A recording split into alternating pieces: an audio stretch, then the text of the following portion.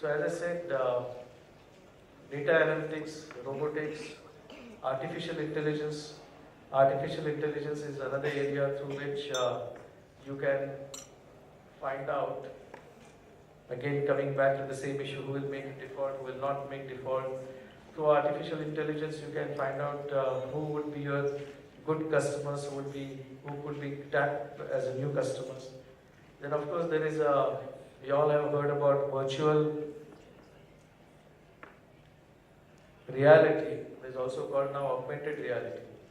The housing finance companies, if you really look at housing finance companies, if you want to buy a house or a flat or whatever you want to buy, the typical older way of doing this transaction was one of your brokers will tell you, a housing broker will tell you that these are the flats which are available, or these are the apartments or houses which are available in so and so area, and would you like to buy, and you are interested buy, and you will go and see the places, and it would take huge amount of time in terms of really looking at which particular flat or apartment is good, and you will then say, yes, I'm interested in buying.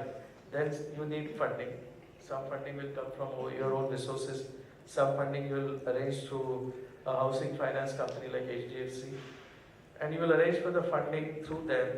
Again, this whole transaction from end to end, including identifying a flat or a house to actually buying a flat, taking the loan, buying a flat, and moving there into that new apartment would take maybe not less than 3 months, 6 months, maybe if you're lucky, maybe a couple of months. But now the housing finance companies are finding that if they have to really become new players in the changing world, they need to be innovative, and they need to provide all the services under one roof.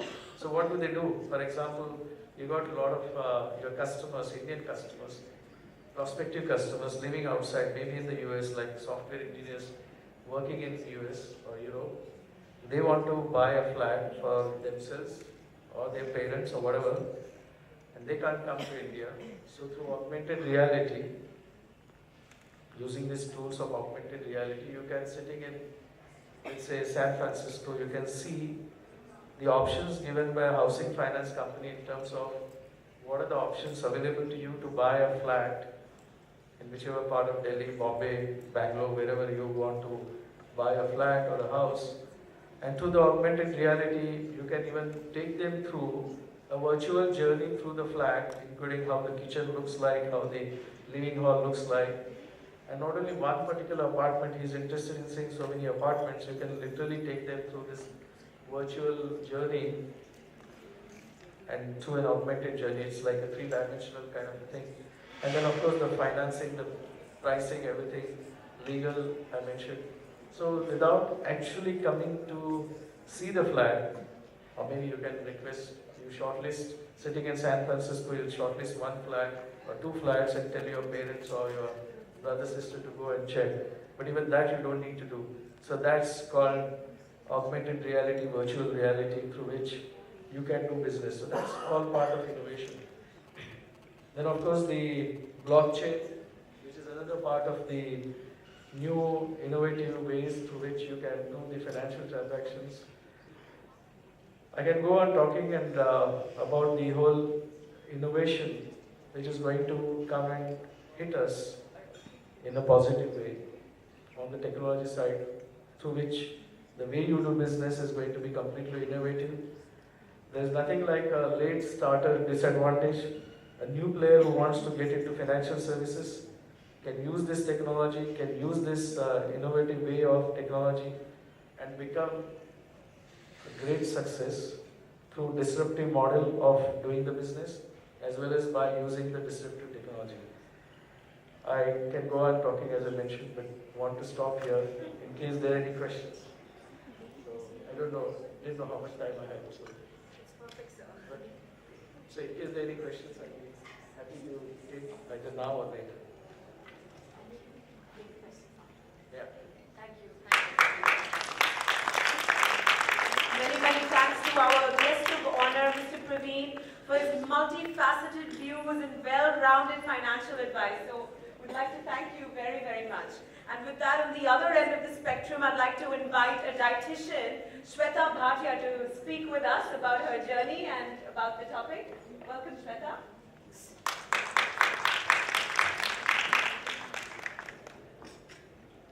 Good evening, all. My profile is dietitian. I don't know what you expect to hear from me today about innovation in business and financial services. But I'm going to talk a little bit about my journey. I'm 39 years old, and I think the last 2 years of my life have been the toughest and the most rewarding all at once, because I made the transition from being a freelance professional to a business owner. And I have no memory of my life before that, trust me. So life for me is from 37 to 39 years. And how did I embark on this journey? I've been a practicing nutritionist in Mumbai for the last decade. And one fine day, I decided that I want to take up bodybuilding as a sport. And the next thing, I'm standing on stage and collecting my medals at the state and national level in the bodybuilding championship. In my very first attempt.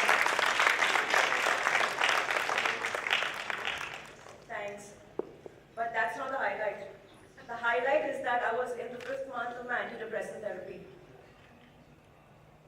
Yeah, so at that point I realized that that was my turning point and there was no stopping.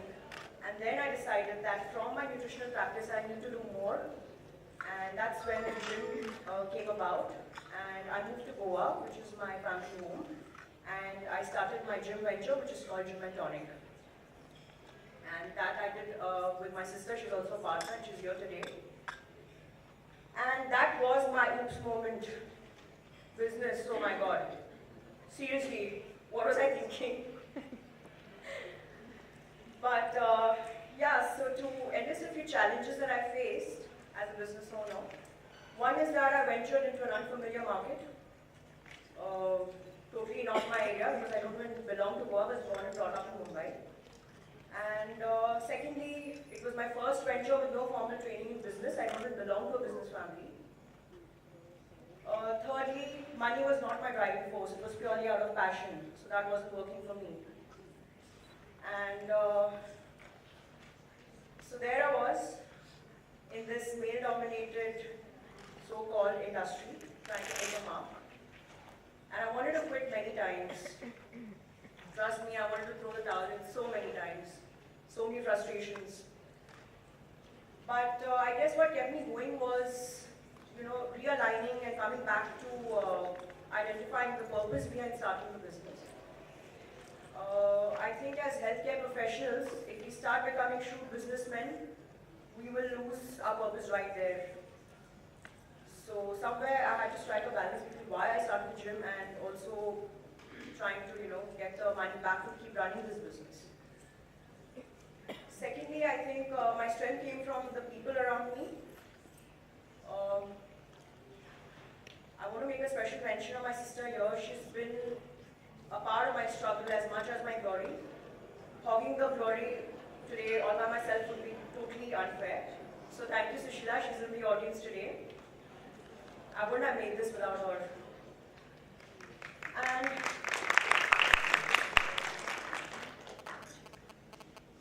And also, I'd like to mention about a few people who kind of contributed to this journey. It's really strange. You always expect the closest people around you to help you and, kind of be there for you and be there as a support system. But strangely, in my journey, I've had so many people who I've barely met a few times, who mysteriously appeared into my life and bailed me out so many times with no hidden agenda. It kind of reinstates my faith in humanity and in karmic relationships, seriously. So I was very fortunate in that manner. And now this award is actually so perfectly timed with me completing 2 years of business. And I'm still standing tall. Still a long way to go. I'm still learning the ropes. And like they say in the end, you never lose. You either win or you learn. And I'm still learning. So Thank you very much, Dr. Richa, for being there and for giving me this platform to come and share my story. Thank you very much. Wonderful, touching story, Shwetha. Thank you so much for sharing so honestly about your life journey. So because everything that's said touches a chord with different people. So it's important that we come out and share, and that's what this platform stands for. So appreciate it. Thank you. With that, I call Rakhee Malik to come and speak with us. Welcome, Rakhee.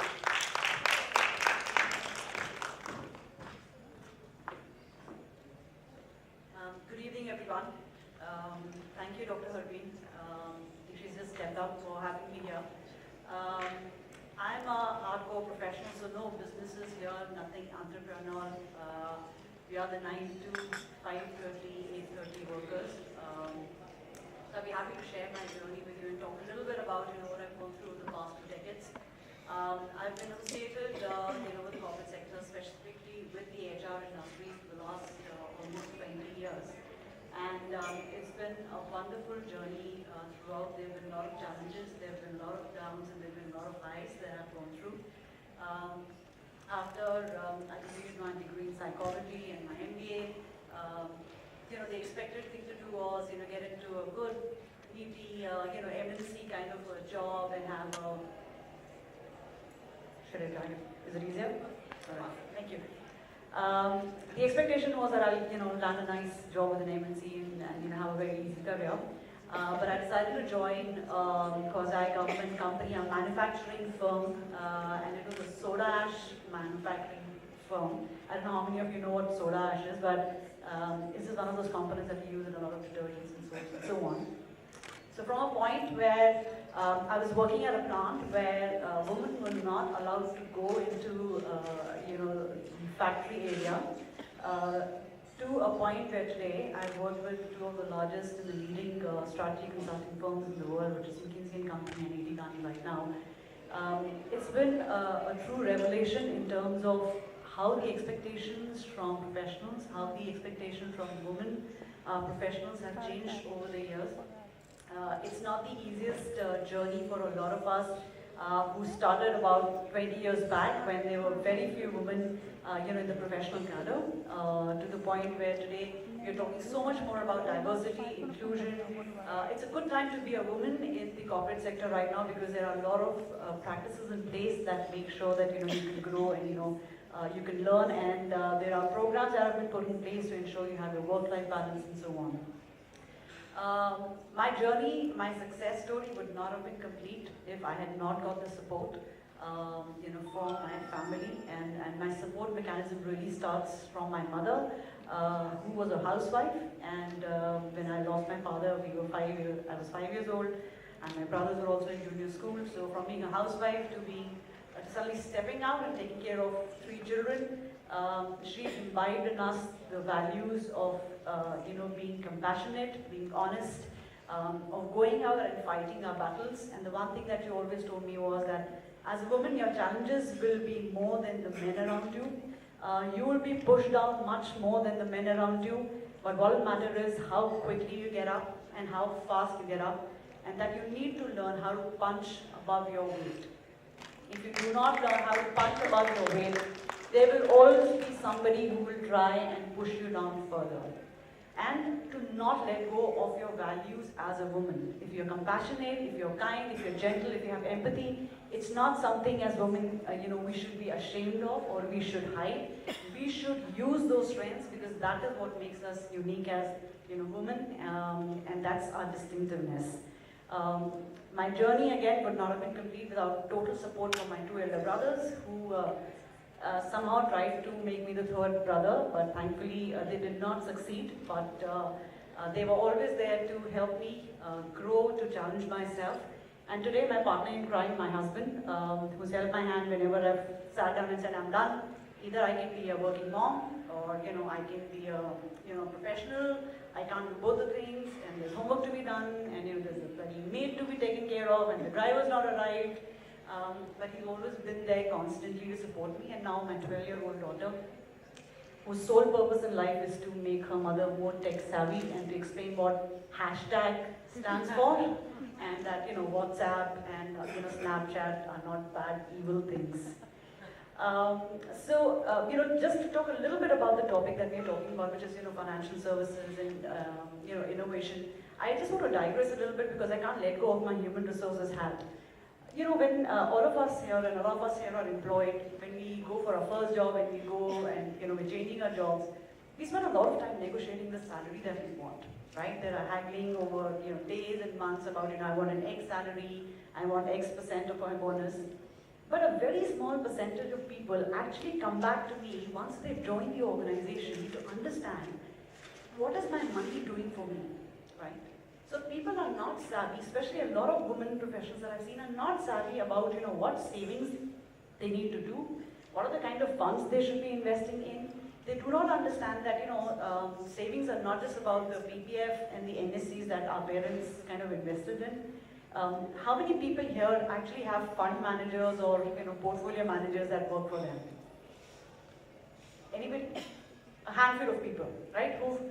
You've probably gone through the ropes and you understand that my money wasn't doing much for me, and my money was probably sitting in the savings account getting me a 3% or a 4% interest rate, and I could do much more.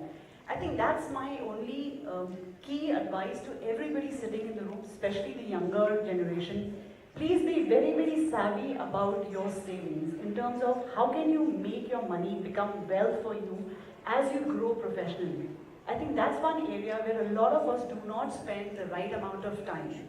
What we do is we earn the money, then some of us even, I'm guilty, I would tell my husband, can you just figure out, where do we need to invest? Should I do some, mutual funds? But you know what, I'm not even bothered to read about what the mutual fund returns are, right? I want to invest in SIPs. I have no clue what SIPs are, right? The market is doing well, the market is doing badly. I'm totally clueless. I'm doing my job, earning the money, putting it into my savings account, getting a really bad rate of interest. The best I will do is do a fixed deposit, right? And then after 3 years when the fixed deposit gives me a little more money on 7 or 8%, I'm super excited. Oh, 2 lakh ka, 3.5 lakh ho gaya. I will go buy some jewelry. Which is not smart investing, right? You have to make your money work for you, which is very, very critical. So for everything that Mr. Praveen was talking about, so much innovation is happening. Everything is available to you at in your smartphones. From the point where you can make your investment decisions to the data which is available to you. What are the kind of banks? What are the kind of saving instruments which are available to you? Please become savvy. That is my only advice and key point to everybody sitting here. Please be savvy. You spend time, energy, effort, you earn that money. Make it work for you. Work towards wealth management, right? Because, at my age where, I've been in the industry for 20 years, I know maybe in 5 years, 10 years, that's probably how much I'm going to work. I'll probably saturate by then.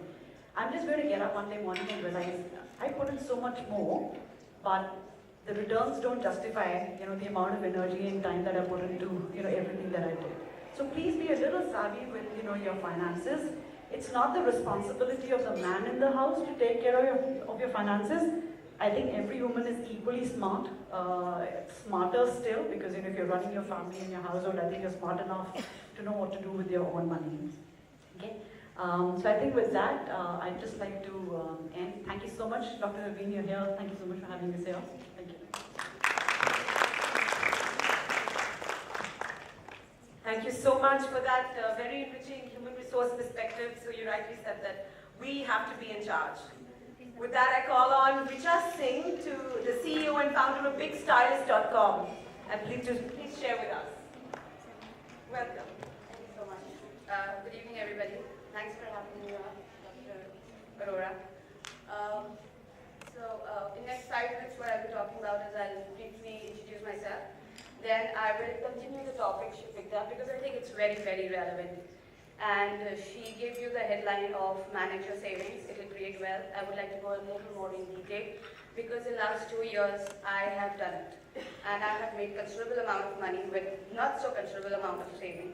So I was one of you who didn't raise your hands, and I'm probably on the other side, and I would like to give specifics of how we can get our savings to make money, how we can get our 5 lakhs to make 5 lakhs in the next 3 years. So a brief introduction to myself is I went to IIT Kharagpur, I'm an aerospace engineer. Everything I'll say, everything will be unrelated. After aerospace engineering, I went to US, became a banker.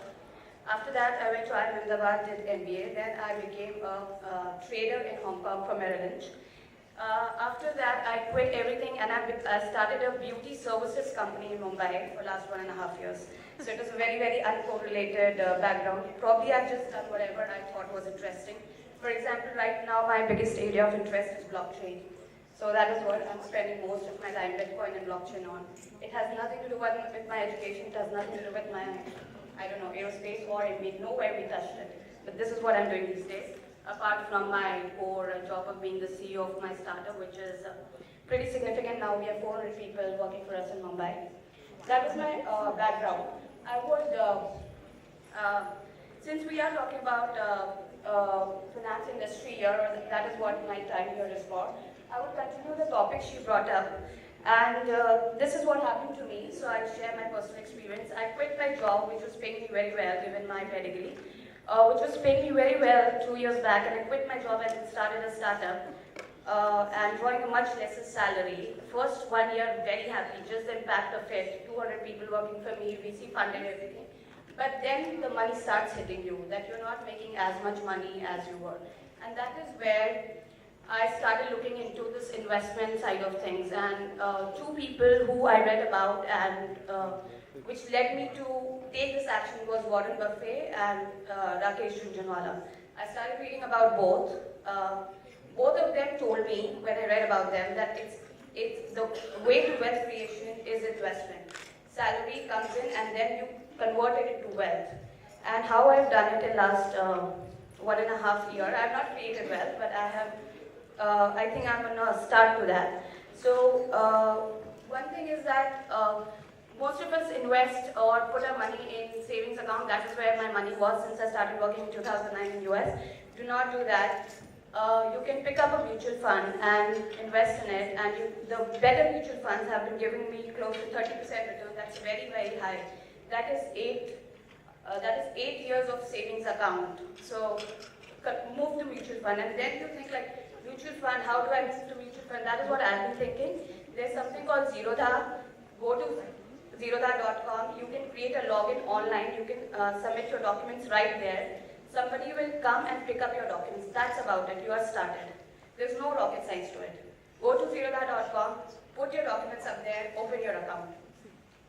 Money goes, like you pay for your taxi, money goes from your bank to your Zerodha account like that. It's as easy as that. Now, which mutual fund to invest in? Go to moneycontrol.com, go to mutual fund section. Right at the top, they will give you the best performing mutual funds along with returns. So they will say that Birla Sun Life 40%, Kotak, Select Focus 35%. Just pick any top 3. Put 2 lakh, 1 lakh, whatever you want, 50,000, and do it for 6 months, and you will see the returns. You will see the returns that the money that was making you 4,000 rupees, say for example, you invest in 2 lakh rupees and you are getting 4%, 8,000 rupees after a year, you will see that you will make 30% or at least 15%, 20% in a year or 10% in 6 months. Within 6 months, you will see the results. So go to zerodha.com, open your account, put 50,000, see what happens to it in 6 months, and you will get started. And this is how I got started. And from a point where none of my money was in mutual fund or cryptocurrency or futures, and now I do all of it. All of it is self-learned. None of it I was taught in college. All of it is self-learned on the